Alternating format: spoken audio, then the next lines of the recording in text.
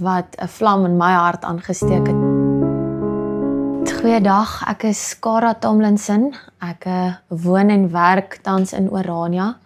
Ek woon ook al van 2014 af in Orania, so is ook 'n Orania kind. Ek is tans werksaam by die FHK en ek deel graag vandag met julle 3 boeke wat 'n vlam in my hart aangesteek het kleintyd. Nou, om groot boeke te kan lees as jy ouer is, moet jy begin by klein boekies terwyl jy klein is. En daar was 2 reekse in 'n boek wat vir my uitgestaan het as jong dogter en as klein kind, wat ek dan vandag met julle wil deel. Nou, ons het begin as klein grondslagfase kinders, het my ma vir ons die reeks Die Stoutsterte voorgelees. Nou, dit handel oor 'n muisgesin en 'n paar rotte wat saam met Jan van Riebeeck op die skip klim in Nederland. En daar's 2 boeke in die reeks en die eerste boek handel dan oor die hele trek van Jan van Riebeeck en sy mense van Nederland tot in Suid-Afrika, tot hulle dan nou uiteindelik die Kaap haal en by Tafelberg afklim. Nou, jy maak die hele reis mee saam met 'n klomp muise en hulle manier hoe hulle kaas in die kombuis steel, maar ook hoe hulle gesprekke afluister van dinge wat gebeur op die skip en hulle hoor hoe mense aan skeerbuik ly en dan ook wat die planne is as hulle in die nuwe land gaan aankom en hoe hulle gaan groente aanplant. So op 'n baie kinderlike en baie eenvoudige manier leer jy baie van die geskiedenis en ook hoe ons op Afrika bodem aangekom het. Dis dan die Stoutsterte reeks deur Mariaan Brandt en die eerste boek is Poot aan Wal en die tweede een is Van Texel tot Tafelbaai. So dis dan die Stoutsterte en dan in die tweede boek beweeg jy dan weer saam met die muisgesinne en hulle groot aanpassing om as Nederlandse muise op Afrika bodem aan te pas en om saam met die gouverneur tuin te maak, die kasteel te bou, en al die avonture wat hulle dan beleef op Afrika bodem. Nou, dis 'n baie eenvoudige en kinderlike boek, maar dit was beslis een van die eerste vlammetjies wat in my hart vir Afrikaner geskiedenis aangesteek is, om hierdie avontuur mee te maak met 'n paar muise. Dan, soos ek dan nou in jare gevorder het ek gelees Gesina en die Breinwind.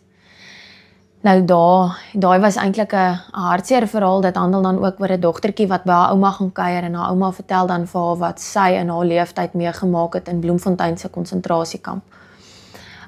Die boek maak geskiedenis persoonlik. Jy het regtig iets wat in die verlede is iets wat jy net van gehoor het. Jy het gehoor daar was iets soos konsentrasiekampe en jy weet mense het swaar gekry. Daai boek bring dit na jou hart toe, waar jy besef, hierdie is mense soos wat ek en jy mense is, wat swaar gekry het, wat deur regtig moeilike tye gegaan het. Die boek begin dan waar die dogtertjie luister hoe haar ouma vertel, en dan aan die einde van die boek, of dan soos die boek vorder, is dit dan die gebeure wat afspeel in Bloemfontein se konsentrasiekamp, en die swaar wat Gesina gehad het as dogter in die konsentrasiekamp.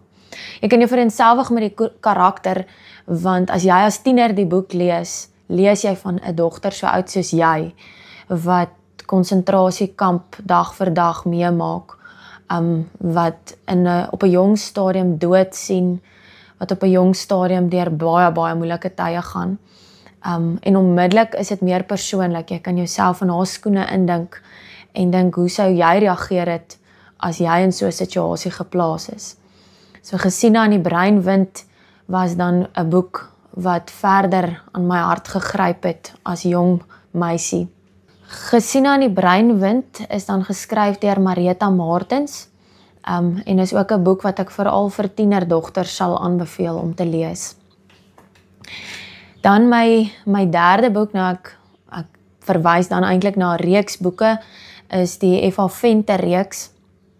Dit is ook 'n reeks wat ons as gesin saam begin lees het, wat ons saam my ma het vir ons voorgelees in die aande as jong kinders, en dan het ons almal op die bed gesit en luister, en later jare het ons dan ook ek self die boeke gevat en ook daaraan gelees.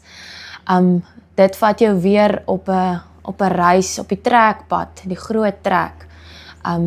Soos die voortrekkers dan nou die binneland ingetrek het. Eva Venter kry dit reg om karakters te skep vir wie jy verskriklik lief raak op die groot trek.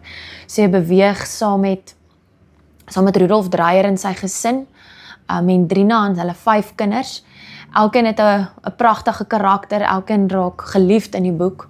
En so beweeg jy dan saam met die gesin waar hulle trek van die oosgrens af tot in Natal uiteindelik, en hoe hulle elke veldslag meemaak, hoe hulle al die uitdagings op die trekpad trotseer, tot hulle dan uiteindelik in Natal aankom.